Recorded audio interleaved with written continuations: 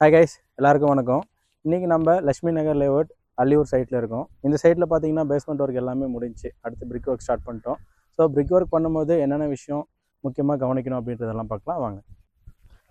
First ஸ்டெப்பே பார்த்தீங்கன்னா செங்கல் நல்லா நனைச்சி தான் யூஸ் பண்ணணும். ஏன் இப்படி நனைச்சி யூஸ் பண்ணுறோம் அப்படின்னு பார்த்தீங்கன்னா கலையோட ஈரப்பதம் வந்து இந்த செங்கல் உறிஞ்சாது, செவருமே ரொம்ப ஸ்ட்ராங்காக இருக்கும். அதனால தான் செங்கலை வந்து நனைச்சி தான் யூஸ் பண்ணணும். கட்டட வேலைக்கு கலையோட ரேஷியோ பார்த்தீங்கன்னா 1:5 இல்லை 1:6 இந்த 2 ரேஷியோவில் தான் யூஸ் பண்ணுவோம்.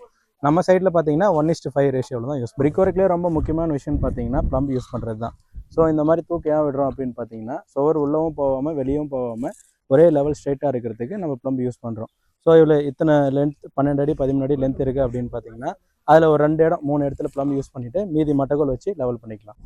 எப்போவுமே பிரிக் ஒர்க் பண்ணும்போது எடுத்த உடனே 5 அடி 6 அடி அப்படின்னு ஒரே நாளில் கட்டிட்டு போகக்கூடாது. 3 to 4 ஃபீட் வரைக்கும் பொதுவாக கட்டுவாங்க. நம்ம சைட்டில் பார்த்தீங்கன்னா நம்ம ஒரு 3 ஃபீட் வரைக்கும் கட்டியிருக்கோம். ஸோ இதுவே நம்மளுக்கு கரெக்டாக இருக்கும். ஸோ பிரிக் ஒர்க்கோட ஃபஸ்ட்டு ஸ்டேஜே பார்த்தீங்கன்னா 2D பிளானில் இருக்கிற மாதிரி கோர்ஸ் பிரிச்சுட்டு எங்கெங்கே வாஸ்கால் ஜன்னல் வரணுமோ அதுக்கு தனித்தனியாக இடம் விட்டுட்டு 7 அடி வரைக்கும் சுவர் கட்டுறது தான். அதுக்கப்புறம் பார்த்தீங்கன்னா ஒரு 1 வீக் ப்ராசஸில் க்யூரிங் விட்டுட்டு அதுக்கப்புறம் சென்ட்ரிங் ஒர்க் ஸ்டார்ட் பண்ணிடுவோம். ஆனால் நீங்கள் கவனிச்சிங்களா தெரியும், எல்லா காலம்லையும் பார்த்தீங்கன்னா இந்த மாதிரி கலையை வச்சு ரஃபாக அடிச்சு விட்ருப்போம். ஸோ இது எதுக்கு அப்படின்றத அடுத்த வீடியோவில் பார்க்கலாம். நன்றி.